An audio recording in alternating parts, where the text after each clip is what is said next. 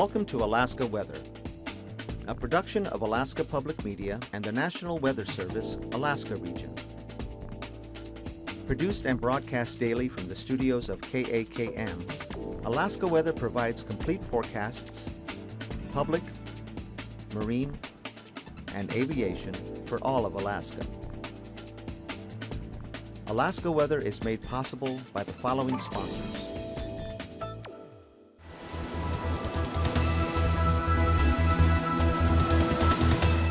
The National Weather Service. Good Wednesday, everyone. I'm meteorologist Dave Snider with you on this Wednesday, the 10th of May. As always, we encourage you to stay up to date with your local weather information, whether you're just looking for temperatures or the forecast for the next 7 days. You can give us a call at 1-800-472-0391. That's the Alaska Weather Information Line. Of course, all this information is online, weather.gov/Alaska, and once you click on that page, you'll be taken to your nearest weather forecast office, whether that's in Fairbanks, Anchorage, or Juneau. You can also find links to the Alaska Aviation Weather Unit, the National Tsunami Warning Center, and a whole lot more for the rest of the nation.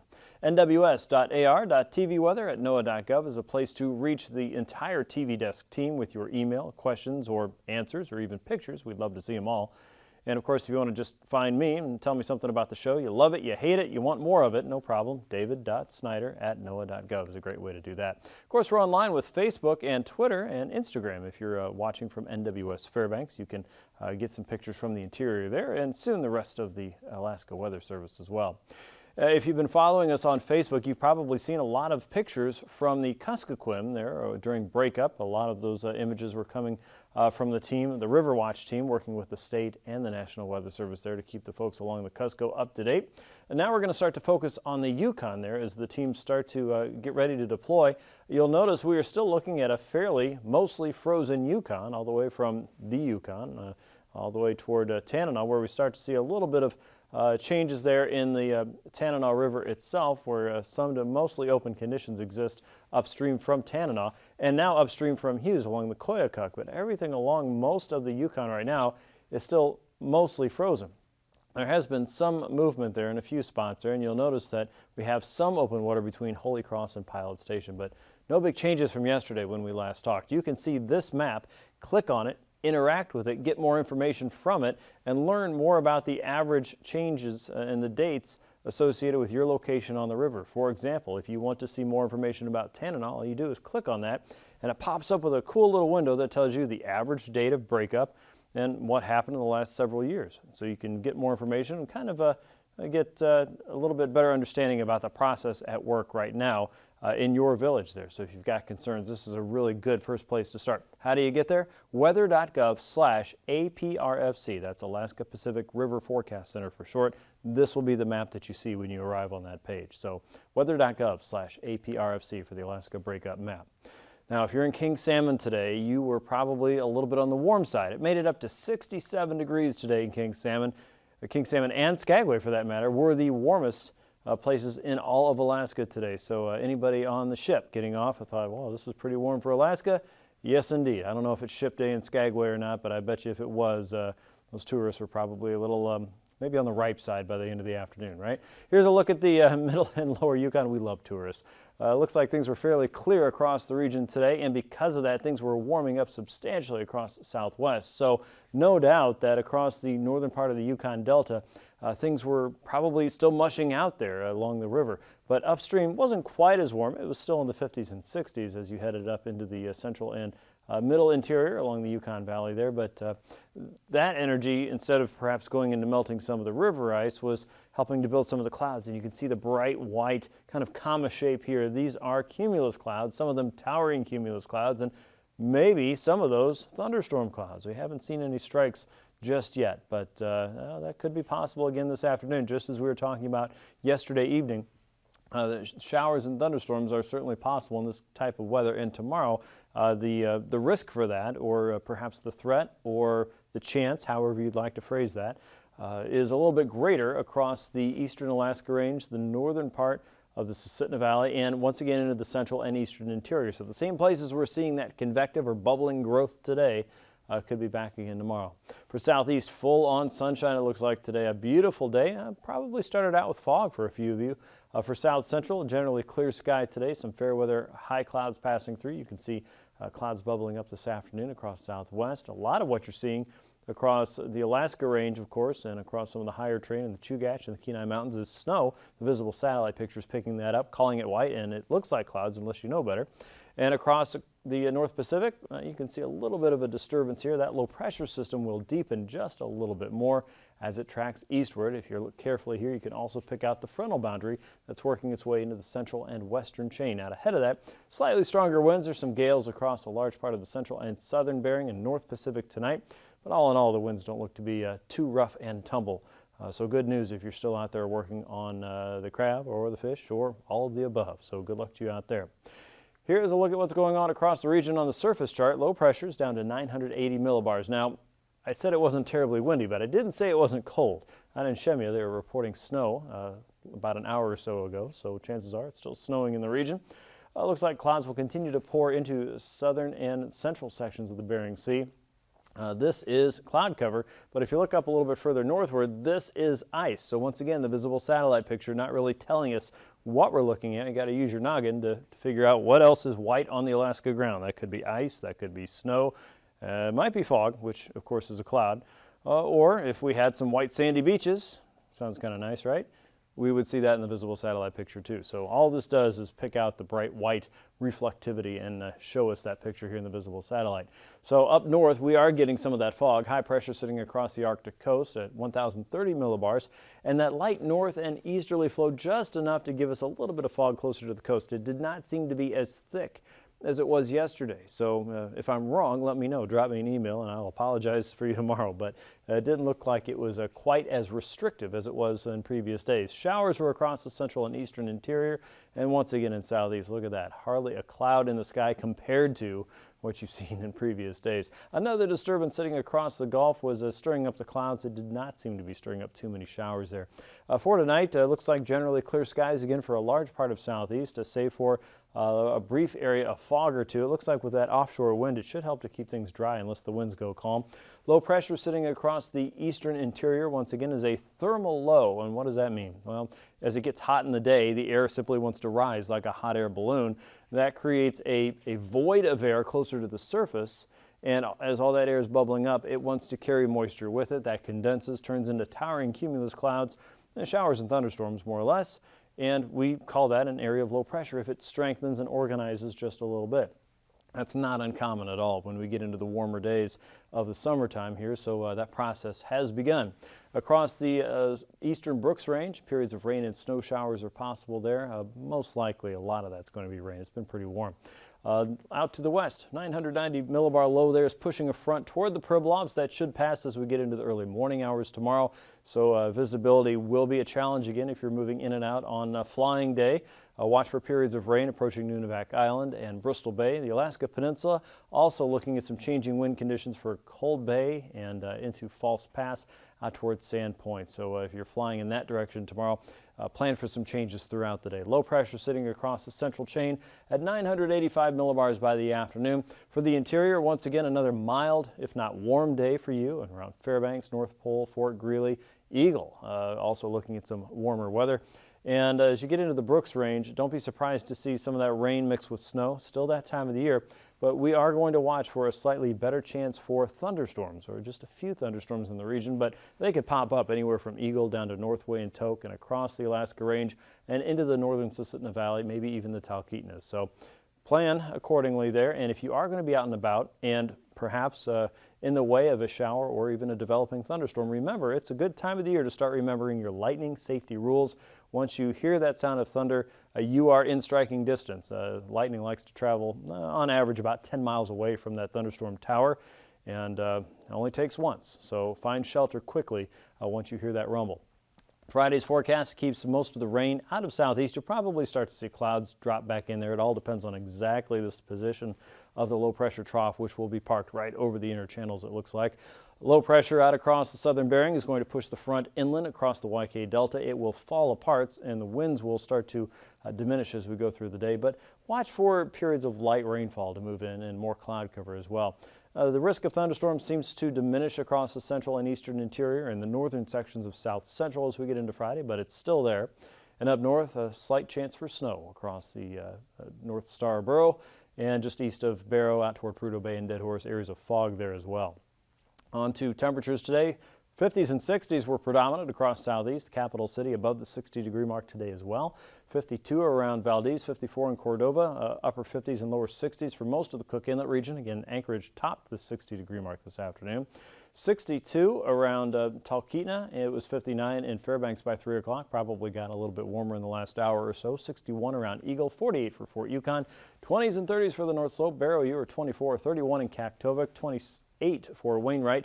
30s for most of Kotzebue Sound. Shishmaref was 37, Kotzebue 36, Nome 37, Galena had 52 on the river, Tanana was 52 degrees as well. McGrath had about 60 degrees, probably got just a little bit warm in the last hour. Bethel was up to 58. Lake Iliamna in the lower 60s today, low to mid 60s for King Salmon and Dillingham. King Salmon actually made it to 68 in the last hour or so. 40s and 50s for parts of the Alaska Peninsula, close to 40 for the Pribilofs, lower 50s for Kodiak Island. And 30s, 40s, and 50s for the central and western chain. Once again, snowing out in Shemya. Overnight lows will stay in the 30s and 40s for most of the interior, south central, southwest, the Alaska Peninsula closer to 40, and about the same for the central and southern parts of southeast, also near or maybe above 40 degrees. Teens for most of the North Slope, 20s for Kotzebue Sound, and upper 20s to about 30 for parts of Norton Sound, 29 in Nome. A high there of 48 tomorrow. The central interior looking at upper 50s and low 60s. South central also lower to mid 60s. Another very warm day tomorrow. Southwest looking at highs in the lower to mid 60s, including Bristol Bay, Kodiak 53. Southeast closer to 60 degrees again, and 40s for the chain as well as most of the Alaska Peninsula. And the North Slope back in the mid 20s. It's almost summer there. Looking at IFR in the morning there for the North Slope, MVFR into some of your favorite passes. IFR conditions to start for St. Paul and St. George as well as Kiska and westward. MVFR out to sea over the Gulf. That will start to push in a little bit more across the Dixon entrance and southern southeast. Watch out for convection across the central and eastern interior. And IFR conditions will linger around the Pribilofs and on the Pacific coast of the Alaska Peninsula tomorrow as well as the North Slope Borough. Here's your pass conditions. MVFR is expected to improve for Anaktuvik Pass and Adigan Pass tomorrow, looking for poor visibility at times across some of the northern entrances. So keep watch on that if you're flying in that direction. Lake Clark and Merrill Pass look pretty good tomorrow. Rainy Pass will watch for afternoon showers and maybe a thunderstorm in the region. Same goes for Windy Pass. Otherwise, VFR looks pretty good through most of the day. Isabel Pass looking at VFR.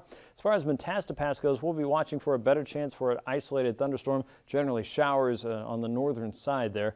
Tanita Pass also watching for showers and maybe a thunderstorm to develop in the afternoon. For Portage Pass, things look pretty good most of the day. It's going to be a mild day, and Chilkoot and White Pass also looking for exceptional flying weather throughout a large part of southeast. Freezing levels, we see 2,000 to 4,000 foot levels around and north of the Yukon Valley. It really stays about the same as you get out into the Gulf. For southeast, levels are above 6,000 feet for most of your landing spots there. And out across the central and eastern sections of the chain, levels dropped from 4 to about 2,000 feet. So some changes there as that storm is moving from west to east. Icing potential is generally limited to areas out to sea, but between St. Matthew and St. Paul, you're looking at levels above 9,000 feet, a little bit lower out across the western and central chain near the core of low pressure, and across the eastern interior above 7,000 feet again, as it's getting so much warmer in those locations. The jet stream is responsible for this warm-up. We've got that southerly flow pushing in the heat across south central. High pressure is trying to drive in slightly cooler weather aloft, but what it's really doing is keeping things very dry. But it's also helping to add in a little bit of instability when that heat meets up with moisture coming off of the Pacific there. So a generally warm pattern for us right now. At 9,000 feet, you can see winds coming in From the eastern and the central sections of the Yukon, generally a southerly flow, offshore flow for most of the Gulf Coast. Looking at southerlies, though, once you get back into the Alaska Peninsula, those winds up to 25, even 40 knots.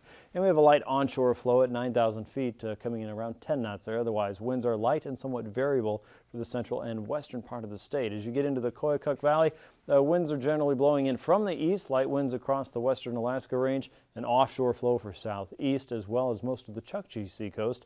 The Pribilofs seeing slightly stronger winds at 3,000 feet, southeasterlies at 40. They'll start to pick up a little bit more on the southwest coast, and a stronger flow coming in from the west behind low pressure over the Bering Sea. So turbulence will be mainly focused around the Bering Sea coast as well as the Alaska Peninsula, the Central Chain, and the Pribilofs below 4,000 feet for your daytime tomorrow. That's your aviation forecast. We'll be back with the rest of your marine weather here in just a few minutes. Stay tuned.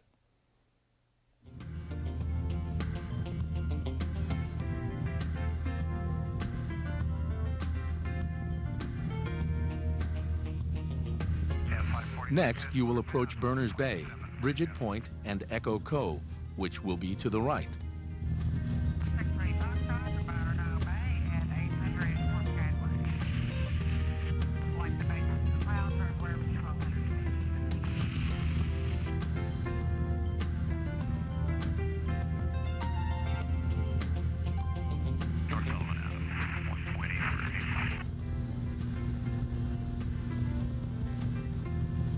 After passing Berners Bay, Point St. Mary's is the next reporting point. Keep in mind, Berners Bay is important as a reporting point. Most poor weather conditions for the Lynn Canal are generated in this area. Adiabatic winds descending from the ice fields to the north of Berners Bay can create fog or turbulence depending on the temperature dew point spread.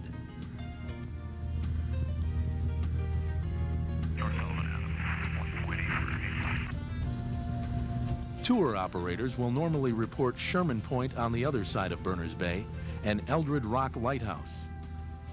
Sullivan Island is to the left.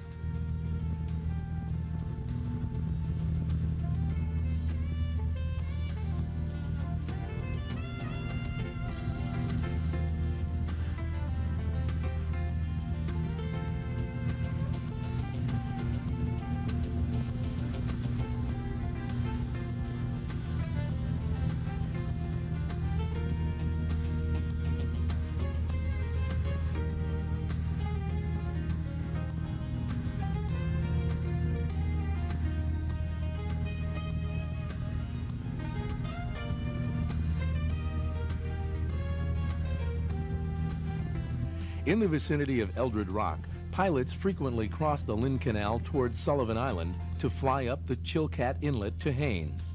When crossing the canal, remain within gliding distance of shore. Haines Peninsula separates Chilkat Inlet to the left from Chilkoot Inlet to the right. There is a landing strip at Glacier Point at the foot of Davidson Glacier that can be used in an emergency. Davidson Glacier, which will be off to the left, is a route used by the tour operators into Glacier Bay. It is also a reporting point that has a lot of traffic during the summer months.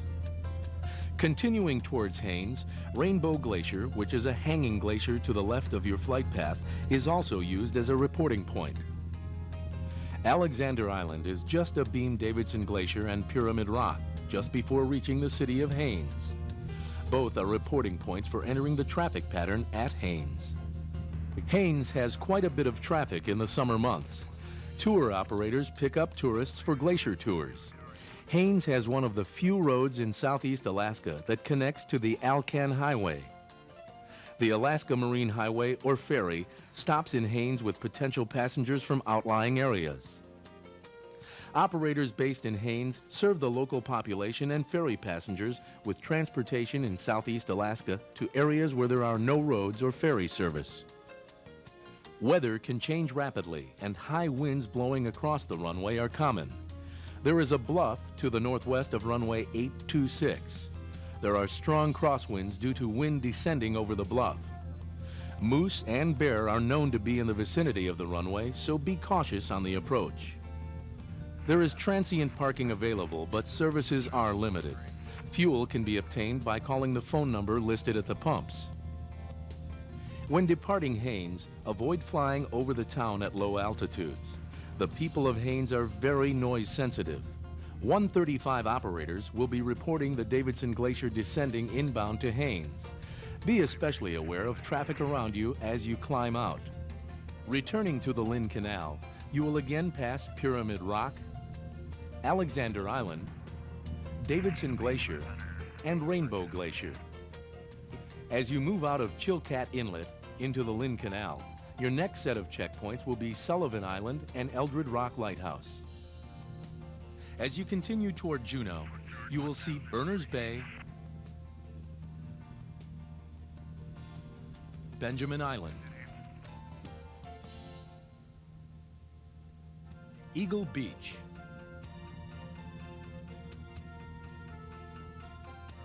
Tea Harbor,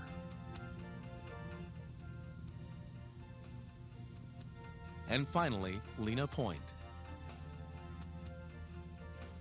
It is important that you know where the reporting points are located in order to spot reporting traffic in the Lynn Canal. Alaska Airlines VFR descent is across Barlow Cove to the Cut or Funter Bay to South Tip. Be alert to traffic arriving from the southwest.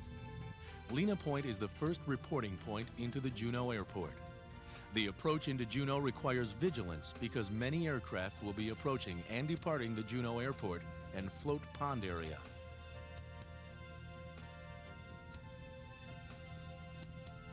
Subsequent reporting points when approaching for runway 08 are Coghlan Island, then Battleship Island, if requested, the Cut, South Tip, and final approach.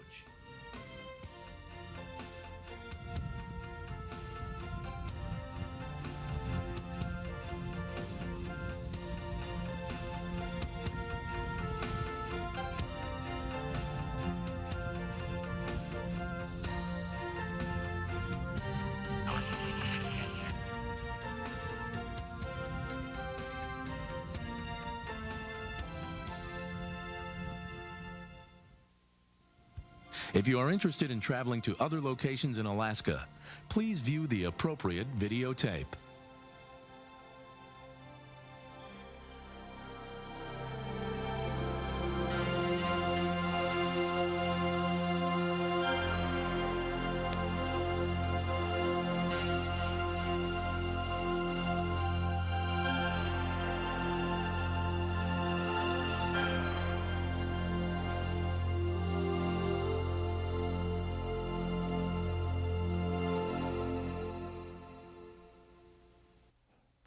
Here's a look at today's sea ice edge. Remember, areas of white is where the ice is concentrated at over 80% in that region. You can see there most of that higher concentration ice is still up north, but there's still a lingering chunk here around St. Matthew Island, south of St. Lawrence Island, and east into Norton Sound. And there is still shore-fast ice around Norton Sound and on the northern side of the Seward Peninsula, but a lot of this is going away very quickly. And once again, if you're in the St. Lawrence Island area or even in the Seward Peninsula and you're planning to do some hunting on the ice, look at the map and be extra careful. Conditions are changing very quickly in your area, so be advised to check the ice conditions and get reports before you go out. Weather.gov/Anchorage/ice for the latest. In southeast, a northerly wind north and northwest will be blowing through across the outer coast a little bit stronger, 20 to 25 knots in those regions, 5 to 7 foot seas on the inside, up to 20 knots in the northern Lynn Canal with seas at 4 feet, 3 foot seas as you head down through Stevens Passage and into Clarence Strait with a 15 knot wind. The winds will switch around in Clarence Strait on Friday, a southeasterly flow up to 15 knots there, 2 to 4 foot seas up north, but we'll keep that northerly flow. The north and westerly flow on the outer coast will continue 20 to 25 with 6 to as high as 9 feet as you get south of Sitka toward the Dixon entrance on Friday. For south central, winds are going to be light and somewhat variable inside of Cook Inlet and around the Barren Islands. Southwesterly winds will be fairly light to start on Thursday, 10 knots with a 2 foot sea. Small seas and light winds in Prince William Sound. A little bit more of a westerly flow across the northern Gulf Coast. Stronger winds over Kodiak Island. Southwesterlies coming up in Shelikof Strait to 25 knots with a 7 foot sea. That'll diminish a little bit on Friday. We'll keep that southwesterly flow on both sides of the island. The winds will pick up a little bit east of the Barren Islands to 20 knots, and that'll be true for most areas in the north and western Gulf up to 20 knots there with 5 foot seas. Small seas, light winds still in Prince William Sound and for most of Cook Inlet, but notice that southwesterly flow starts to pick up a little bit more in the northern Cook Inlet region, and a lot of that has to do with the heat around land, so the winds will be blowing onshore in the afternoon. Southeasterlies in Bristol Bay, 15 knots with a 2-foot sea, 4 to 8-foot seas across the Pacific coast, 5-foot seas down the Bering Sea coast on a southeasterly wind at 25 knots. For Friday, that becomes 30 knots from the south with a 7-foot sea, up to 3-foot seas in Bristol Bay, and southwesterlies are picking up on the Pacific coast, 20 to 25 with 7 to 11-foot seas there to wrap up the week. For the Aleutians, southerlies are strengthening south of Adak and Atka, 14 to 16-foot seas with a 30 to 40-knot wind. Look for 25-knot winds on either side of Nikolsky and Unalaska, 7 to 10-foot seas there. The strongest winds will be west of Adak toward Shemya and right over Kiska, 40 knots with a 20-foot sea, 11-foot seas coming in behind that after that low-pressure system pushes through, becoming easterly and diminishing by Friday down to 15 knots with a 7-foot sea. And the stronger winds and higher seas move out to the central and eastern chain. 30 to 35 knots on the Bering Sea coast, 30 knots there across the Pacific coast, looking for seas as high as 16 to 18 feet on the Pacific side. 10-foot seas around Kiska and 10 to 14-foot seas for the Bering Sea coast as we get through Friday. For the west coast, an offshore wind is expected, 15 to 25 knots there, more of a southeasterly flow in the Kuskokwim Delta region, 25 knots with a 6-foot sea, up to 10-foot seas around St. Paul and St. George, and easterlies over St. Matthew, 35 knots with a 13-foot sea on Thursday. As you get into Friday, look for that north and easterly wind over St. Lawrence Island, and it will be cold enough that there could be a risk of freezing spray in the region, so pay attention to that once again if you're going out. Easterlies off the coast of the Yukon Delta, Kuskokwim Delta, you're looking at 20 knots with a 5-foot sea. 10-foot seas around St. Paul and St. George on the 20-knot wind from the north and east as you get into Friday. For the north slope, we're still looking at north and easterly winds for the Beaufort Seacoast, 10 to 15. Otherwise, an easterly flow, 15 to 25, with light winds inside and outside of Kotzebue Sound, 10 knots with a 2-foot sea there on Thursday. That'll pick up a little bit more on Friday, up to 15 knots, but notice the winds from the east continue across the entire coast, anywhere from 15 knots around Kaktovik to 25 knots around Cape Lisburn and Point Lay, all over the ice. Recapping tonight's weather, generally dry conditions will be found for most of the state. It will be a mild evening for many in south central, southwest, and the west coast.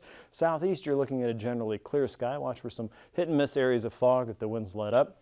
Look for showers across the interior. There's still a chance for a rogue lightning strike there, a better chance tomorrow. Low pressure across the western Bering will drop to about 990 millibars as the front moves over the Pribilofs tomorrow morning. Watch for visibility restrictions across the Alaska Peninsula, parts of the chain, and the Pribilofs as that front and rainfall moves through. A chance for a few thunderstorms and showers across the central and eastern interior, and another warm day coming your way on Friday. That's your Alaska weather. Thanks for watching. See you right here again tomorrow. These forecasts are to be used for planning purposes only. Call 1-800-WX-BRIEF for a formal pre-flight briefing. Always file a flight plan before you go flying. The U.S. Coast Guard Auxiliary urges you to leave a float plan with a friend or the harbor master before you go boating. Alaska Weather is made possible by the following sponsors.